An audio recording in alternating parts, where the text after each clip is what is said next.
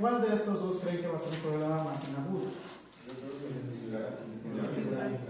epidural. El típico caso clínico es un pacientito que llega en una moto, chocó. Cuando ustedes están con el pacientito, les está hablando. 5 minutos después, el paciente ya está inconsciente. Y cuando le hacen la TAC, tiene el epidural. Le checan las pupilas y no responden. ¿Por qué? Porque aumenta la presión, y cuando aumenta la presión, entonces el tallo encefálico se desvía por debajo puede desviarse por debajo de la tienda, o se puede desviar por debajo del foramen magno. ¿Qué tipo de infarto es una imagen cerebral? Hematoma. No infarto, hematoma. Un hematoma en forma semilunar es un hematoma subdural. Sí, hematoma, no infarto, hematoma. Estamos hablando de un moretón, así decirlo. ¿Cuál es el típico caso de un hematoma subdural? El hematoma subdural, por ejemplo, es el típico viejito que se cayó, pero no pasó nada. Sigue caminando, sigue con ustedes, se radica, pasan 2 o 3 semanas, y después de 2 o 3 semanas lo empiezan a ver medio perdido, medio como que se duerme, medio como que esto, el otro, le hacen un ataque y se dan cuenta que tiene este imagen. ¿Okay? Esto es agudo y esto es subagudo. ¿Okay? Esto dura horas y esto dura semanas. ¿Okay? ¿Hasta aquí todo claro? Muy bien. Vamos ahora con la siguiente parte. La siguiente parte tiene que ser sobre el drenaje venoso. Y esto ya lo vimos ¿lo vieron en el primer año? Seno sagital superior. El seno sagital superior se va a unir con ¿qué seno? Con el seno recto. El seno recto es una unión del seno sagital inferior y de la vena cerebral magna, la vena de Galeno, ¿no? Estos se unen en la confluencia de los senos. ¿Qué otro seno va a venir aquí? El seno transverso. De aquí va a salir el seno transverso, y el seno transverso se convierte en seno sigmoideo, y de aquí se forma la vena yugular interna. Ahora, de este lado, no siempre lo describen así, pero tenemos un seno oftálmico. El seno oftálmico va a drenar hacia el seno cavernoso. En el seno cavernoso van a haber 2 vías. Una vía se conoce como el seno petroso superior y otra vía se conoce como el seno petroso inferior. ¿Listo? Simple y sencillo. Doctor, ¿qué drena el seno sagital? El seno sagital inferior va a drenar la parte medial e inferior del cerebro. O sea, la magna va a drenar la mayor parte de las estructuras del diencéfalo. Aquí estamos hablando, por ejemplo, del tálamo, hipotálamo, ganglios basales. ¿Ok? ¿Dudas hasta aquí? ¿Seguros? Ok. ¿Qué estructuras van a pasar a través del seno cavernoso? A través del seno cavernoso van a pasar bastantes pares craneales, pero uno de los más importantes y el más medial es el nervio abducens. Si hay una infección que llega al seno cavernoso, el primer nervio que se va a ver afectado es el nervio Abducens. ¿Cómo se va a ver en la clínica? ¿Qué va a pasar con el pacientito? ¿Cómo se desvía? ¿Se desvía hacia dónde? Exactamente, se va a desviar hacia el seno. Muy bien. ¿Dudas hasta aquí? No. Excelente. Vamos ahora con desviación arterial. Y vamos a dividirlo en 2 orígenes. ¿Se acuerdan que el interior del cerebro tiene 2 ligaciones arteriales?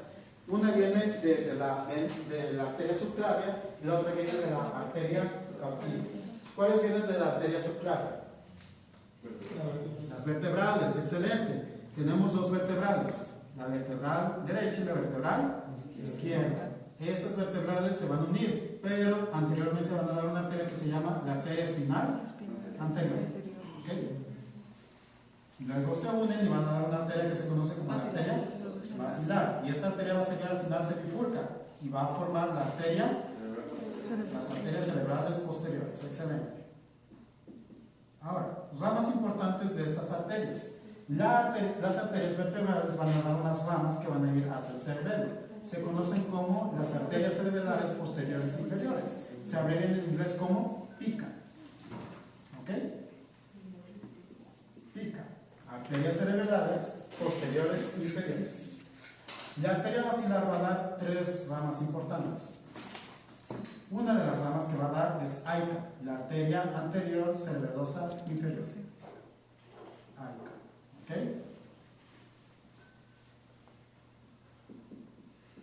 va a dar aquí unas ramas que van al puente, que se van a conocer como las ramas continuas.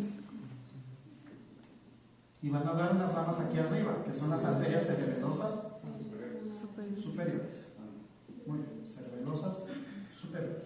Si se dan cuenta, hay una cerebelosa superior y hay dos cerebelosas inferiores. Las cerebelosas inferiores son la posterior y la cerebelosa anterior. Arteria cerebelosa inferior posterior, arteria cerebelosa anterior inferior, arteria cerebelosa superior. ¿Vamos bien? ¿No nos hemos perdido? Excelente. Vamos ahora con la otra explicación.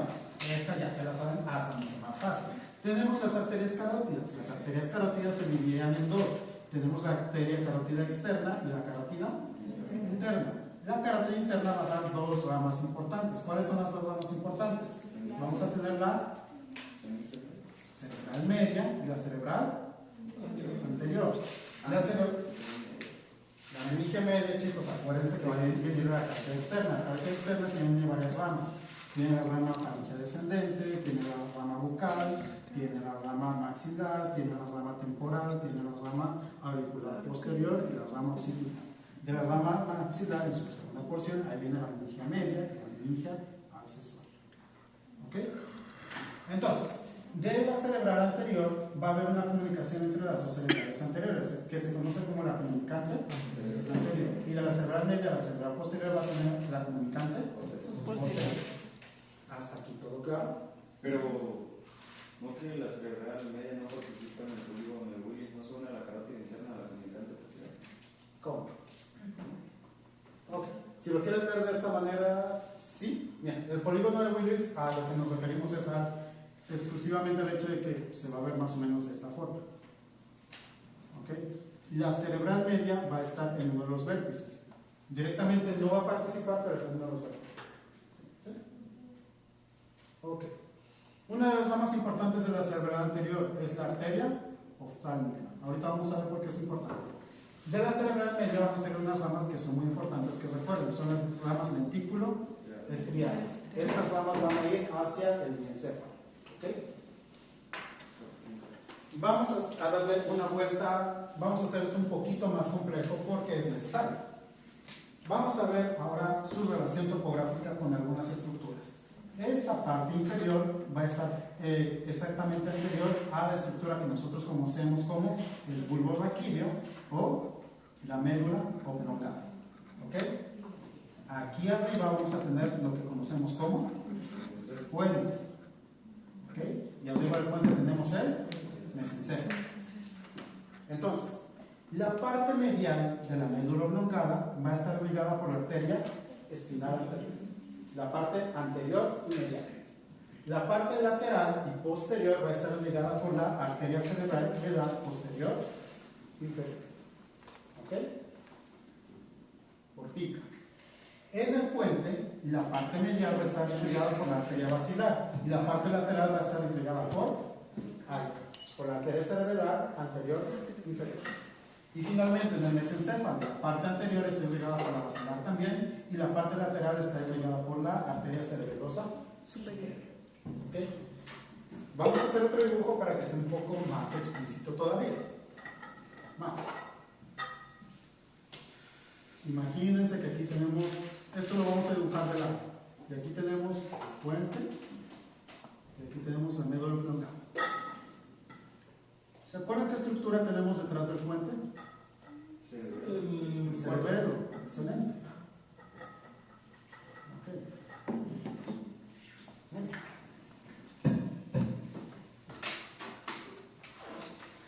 Más o menos a estas alturas vamos a tener a nuestras dos arterias vertebrales. Las dos arterias vertebrales se unen y aquí vamos a tener la arteria espinal anterior. ¿Sí se acuerdan? Ok. Ahora, de la arteria vertebral va a salir una arteria que va a ir hacia el cerebelo, que es la arteria cerebelosa inferior posterior. Es PIC, por sus siglas en inglés. ¿Ok? Aquí ya tenemos la arteria basilar. ¿Ok? Y de aquí va a salir AIC, la arteria cerebelosa anterior e inferior. ¿Ok? Aquí vamos a tener las ramas continuas. Y de aquí va a salir la arteria cerebelosa superior. Y aquí arriba ya vamos a tener las arterias cerebrales posteriores. ¿Sí se entiende? Ok. Ahora, en cuanto a las carótidas, recuerden que la carótida común va a subir y se va a bifurcar en dos, la carótida externa y la carótida interna. La carótida interna va a subir y va a dar sus dos ramas, la cerebral media y la cerebral anterior. Aquí tenemos la comunicante posterior y aquí tenemos la comunicante anterior. Y de aquí van a salir unas ramas que van a ser diencéfalo, que son las dentículo-estriadas. ¿Ok? ¿Qué estructuras van a estar asociadas a esa anatomía? Las estructuras que están asociadas, si ustedes no recuerdan mal, son algunos pares craneales. Del mesencéfalo va a salir ¿qué par craneal? El 3. Del puente van a salir del 4, 5, 6, 7 y 8. ¿Ok? Del 4 al 7. El 8 sale en la unión. Y del 8 para adelante van a salir del 8 al 12. Salen de aquí, con una excepción, el 11. ¿Por qué? Porque acuérdense que el 11 realmente no se origina aquí, sino que entra y luego saca. ¿Ok? ¿Cuál es la estructura que está exactamente debajo de la arteria cerebral anterior? Es un par craneal que no sale del mesencéfalo, sino sale de atrás. Es el segundo par craneal. ¿Qué parte del segundo par craneal? El 3, ¿no? ¿Ok? Esa es la respuesta del papel. ¿Vamos bien hasta aquí? ¿El que es óptico es un nervio? Solo es el segundo par craneal.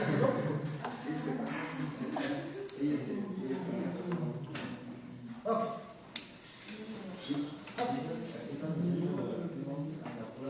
Ahora, vamos a ir a un poco más de detalle.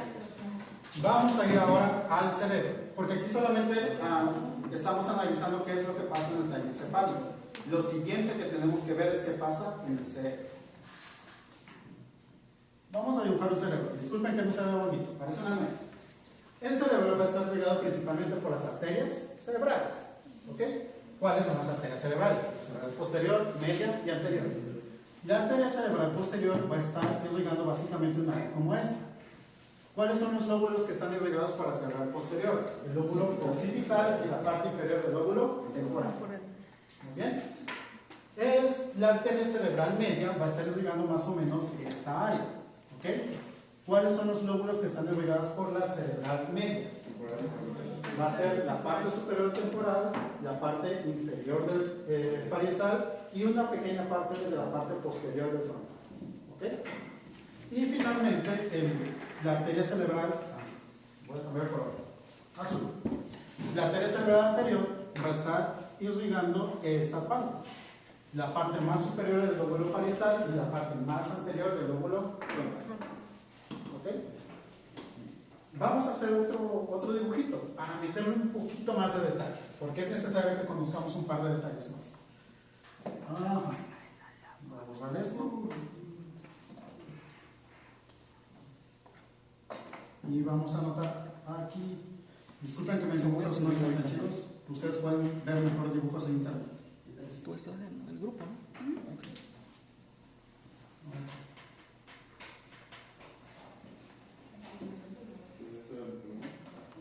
No, es el cerebro, pero el corte coronal. Sí, yo sé que parece puro. Pero, y aquí vamos a tener los ventrículos. Hagan de cuenta que hicimos el corte así. ¿Ok?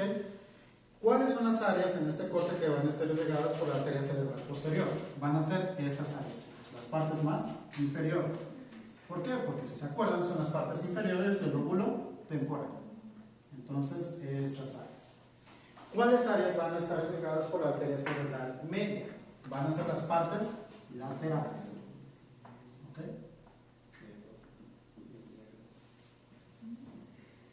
¿Vamos bien hasta ahí? Y la parte medial, entonces ahora sí va a estar irrigada por la arteria cerebral anterior. ¿Vamos bien hasta aquí? Vamos a meterle un poquito más de complejidad. Resulta que cuando nosotros estudiamos el cerebro tenemos que ver algunos detalles topográficos. Y se ha detectado que en la corteza cerebral nosotros podemos ver qué partes del cuerpo se activan. Hay unas imágenes que ustedes pueden buscar en internet que se conocen como el homúnculo cerebral. ¿Okay? Aquí los vamos a dibujar en las dos partes. Esta va a ser la motora y esta es la sensitiva. En las cortezas laterales motoras normalmente está aquí la región de la cara, luego aquí está la región del miembro superior, más o menos a esta altura está el tronco, aquí está el miembro inferior y aquí están los genitales. En el caso de la parte sensitiva es muy similar, tenemos cara, miembro superior, tronco, aquí tenemos una área para la cabeza. ¿Por qué creen que tenemos un área para la cabeza en la parte sensitiva y en la motora? Cabeza, no cara. Exacto. Intenten mover algún músculo de la cabeza, a ver. Realmente es muy difícil que movamos algún músculo de la cabeza, entonces por eso no está tan desarrollada la corteza motora. Pero sí está desarrollada la parte sensitiva. A ver, si le hacen viejito, pues queda rico. Entonces, por eso. Miembro inferior, y aquí también una parte asociada al área perineal. ¿Y la sensibilidad no tiene un área genital? Sí, tiene el área genital, pero es, bueno, sí, está bastante cercana al área, pero se asocia más a un área perineal, porque no solamente es el área de los genitales, sino también el perineal. Es área de. Ahora, vamos a ponerlo de forma clínica, porque nada de esto funciona si no tenemos clínica. Imagínense que tenemos a un paciente, ustedes están en el poderosísimo hospital La Carlota. Son los internos de turno y les llegó un paciente que tuvo un infarto. Cuando le hacen el angioTAC se dan cuenta que tuvo un infarto de la arteria cerebral media derecha. ¿Qué síntomas esperan que tenga el paciente al despertar? Infarto de la cerebral media derecha. Media derecha, ¿no? Entonces el infarto sería y hipostesia del lado izquierdo. Ok, ¿qué más? ¿Y qué más? El motor es por el anterior. Sí, es motor. No, bueno, también, pues, el motor también a la izquierda. ¿Pero en qué áreas? ¿En qué áreas? Sí. ¿Qué significa En la Miembro media superior. Ah, pues la media de la para arriba. Exacto. Entonces va a tener alteraciones motoras o sensitivas del miembro superior izquierdo. También puede tener alteraciones de cara, dependiendo de más o menos qué haga. Ok, imagínense ahora que tienen un paciente que les dice que no siente la pierna izquierda y que tampoco la puede mover. ¿Qué arteria creen que puede estar afectada? Anterior. ¿Cuál de los dos lados? ¿Derecho y Derecha. La derecha, porque recuerden que le puse. Muy bien, muy bien, muy bien, muy bien. Excelente. Hasta aquí quedó todo claro. Bueno, vamos ahora a ver un poco de la siguiente clase, porque esto ya, de hecho, es algo que se supone que vieron. Yo creo que lo habían visto en fisiología o en bioquímica, pero me dijeron que lo vieron en histología. Vamos a ver los receptores. Vamos a hablar ahora de los receptores con los cuales nosotros nos relacionamos con el mundo. Los primeros receptores que vamos a estudiar se conocen como terminaciones nerviosas libres. ¿Qué tipo de sensación reciben las terminaciones nerviosas libres? Dolor y temperatura. Excelente. Tenemos después otro tipo de receptores que se conocen como los corpúsculos de Meissner. Corpúsculos.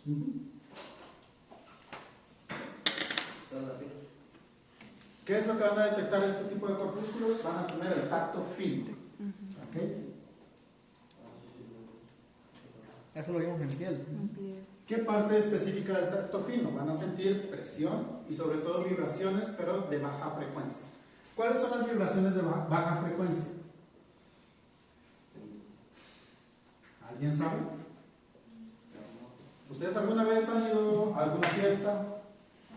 Bueno, no a una fiesta, alguna vez han entrado a un auto donde tiene la música muy alta. ¿Los bajos? Los bajos. Cuando ustedes sienten esa música, ese es un bajo. Uf, qué bien se sienten los bajos. O bueno, en la iglesia, no sé. Ok. Esas vibraciones son las vibraciones de baja frecuencia. Ahora, tenemos otro tipo de organelos que se conocen como los corpúsculos de Pacini.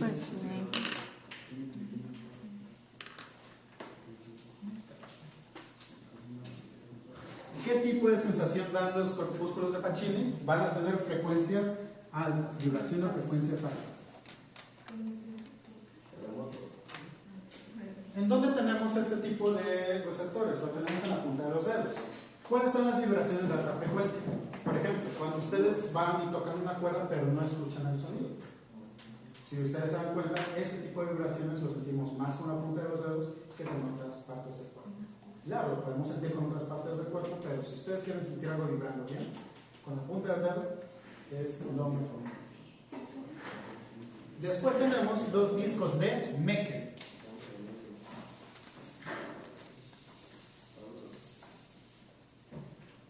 ¿Qué tipo de percepción dan los discos de Meckel? Dan algo que se conoce como estereocepción,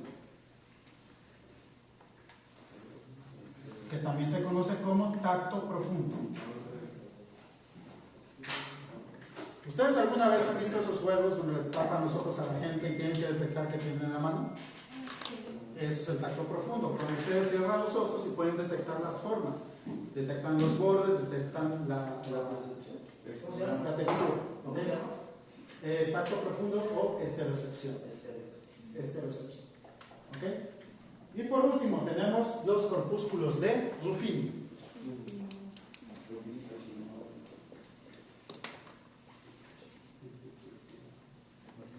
¿Qué tipo de sensación dan los corpúsculos de Ruffini? Nos dan la sensación del estiramiento de las articulaciones. ¿Okay?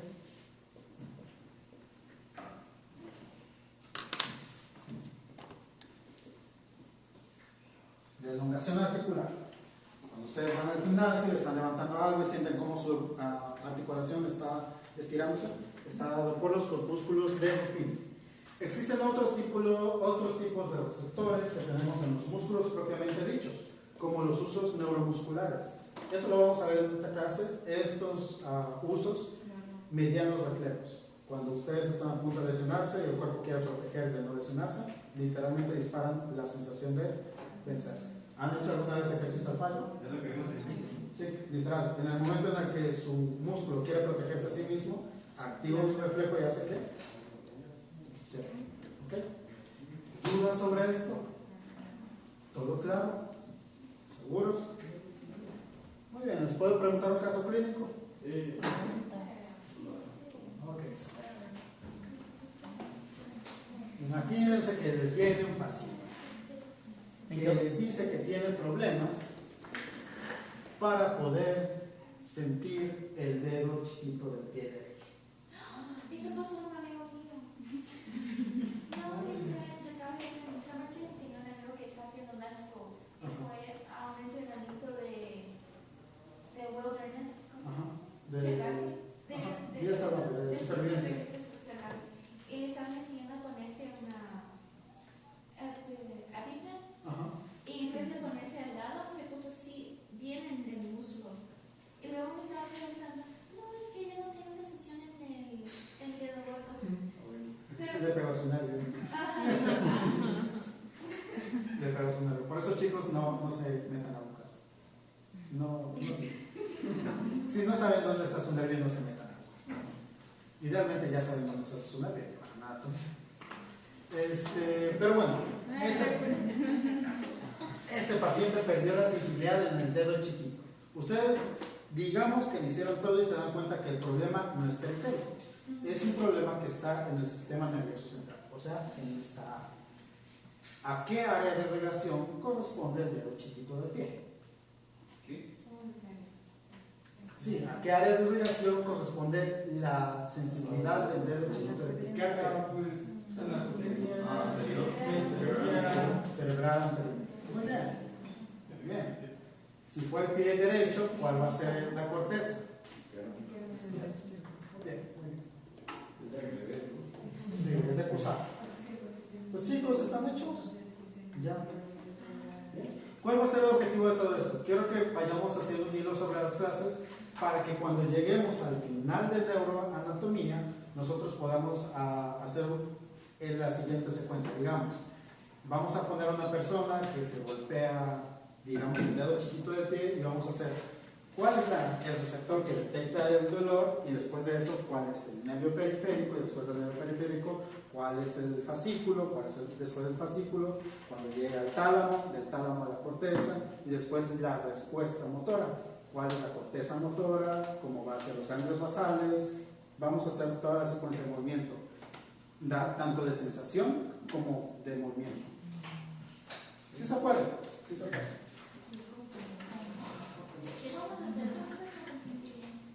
Van a seguir el impulso motor desde cuando entra un estímulo nocivo hasta cuando entra la respuesta motora del estímulo nocivo. Vamos a sentir toda la neurona, todo. Ya está. Pero por ahorita, como que entiendan esto, ¿ok? Son libres. Tomen agua. Solo es una hora, ¿verdad? Sí.